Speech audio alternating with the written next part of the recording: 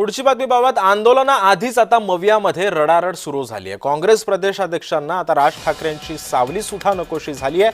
निवडणूक आयोगाच्या शिष्टमंडळापासून हर्षवर्धन सकपाळ आता दूर झालेले आहेत।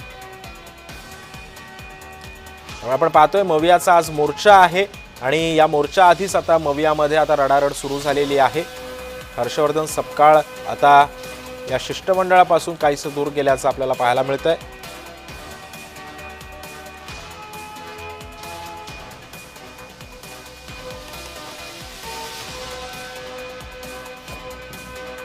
त्यामुळे आपण पाहतोय की सध्या राज ठाकरेंना सोबत घेण्यापासून काँग्रेस काहीशी तयार नसल्याच्या चर्चा होत्या, रंगू लागलेल्या आहेत। त्यामुळे आता आजच्या मोर्चाच्या पार्श्वभूमीवरती सुद्धा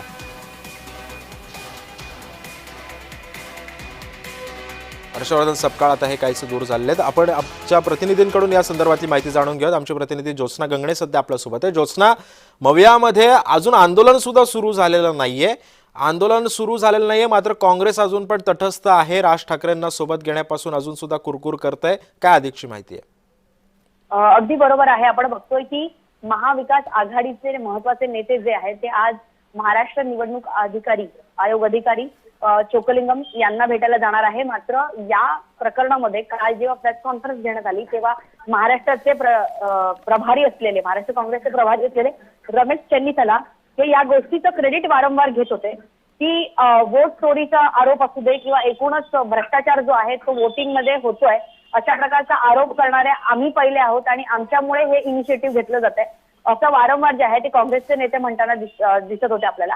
मात्र आज ज्या वेळेस महाराष्ट्र निवडणूक आयोग अधिकारी यांना भेटण्याची वेळ येते तेव्हा मात्र जे आहे ते काँग्रेसचे नेते जे आहेत ते बॅकफूटवरती जात आहेत की काय अशा प्रकारचं एक चित्र उभं राहिलेलं आहे। कारण आपण बघतोय की शरद पवार जे आहेत ते सकाळपासून ऍक्टिव्ह झालेले आहेत। शरद पवार सिल्वर ओ करून निघाले आणि ते जे आहे ते वायबी चव्हाण सेंटरला पोहोचलेले आहेत। शिवालयामध्ये 11:15 वाजता साधारण सर्व महाविकास आघाडीच्या नेत्यांची भेटण्याची वेळ ठरलेली होती आणि त्याच पद्धतीने सर्वांच्या हालचाली सुद्धा सुरू झालेल्या होत्या। मात्र आपण बघतोय की काँग्रेसचे नेते जे आहेत हर्षवर्धन सकपाळ जे महाराष्ट्र प्रदेश काँग्रेसचे अध्यक्ष आहेत त्यांच्याकडून अद्याप कोणत्या हालचाली होत असलेल्या आपल्याला पाहायला मिळत नाही आणि हर्षवर्धन सकपाळ जे आहेत ते शिवालयाला आणि महाविकास पण ज्योत्स्ना, जर आपण बघितलं असेल तर जसं आपल्याकडे काही बातम्या होत्या गेल्या काही 2 दिवसांपासून, राज ठाकरेंची अशी भूमिका होती जर आपल्याला मविया सोबत जायचं असेल तर काँग्रेस सोबत हवी आहे असं खुद्द राज ठाकरेंनी सांगितलं।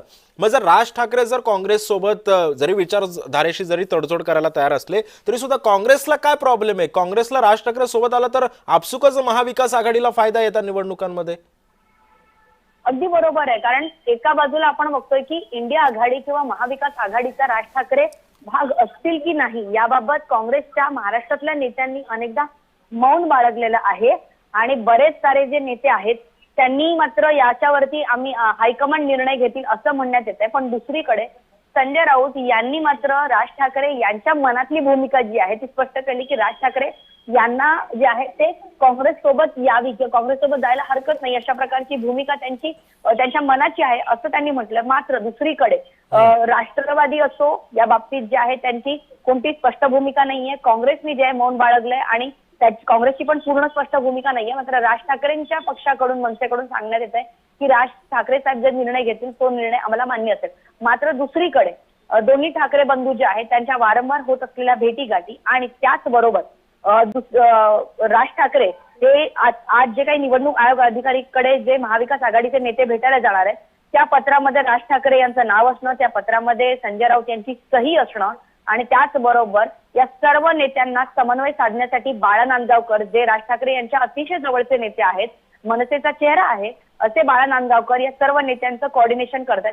त्याच्यामुळे कुठेतरी मनसेकडनं मात्र त्यांची दरवाजे थोड्या प्रमाणात का होईना खुले केलेले आपल्याला पाहायला मिळतात। संजय राऊत राज ठाकरे यांच्या मनातली भूमिका मांडत आहेत, बाळा नांदगावकर सर्व महाविकास आघाडीचे नेते आणि त्याचबरोबर शेतकरी नेते अजित नवले यांचं जे आहे त्यांचं समन्वय साधत आहेत आणि संजय राऊतांची स्वाक्षरी असलेलं पत्र जे आहे ते समोर आलेलं आहे। अशामध्ये आता नेमकं काँग्रेसची भूमिका काय असेल? कारण वर्षा गायकवाड यांचा नक्कीच ज्योत्स्ना, त्यामुळे आता या सगळ्या पार्श्वभूमीवरती आता नेमकी काँग्रेसची भूमिका काय महत्वाची ठरू शकते हे सुद्धा पाहणं महत्वाचं ठरणार आहे।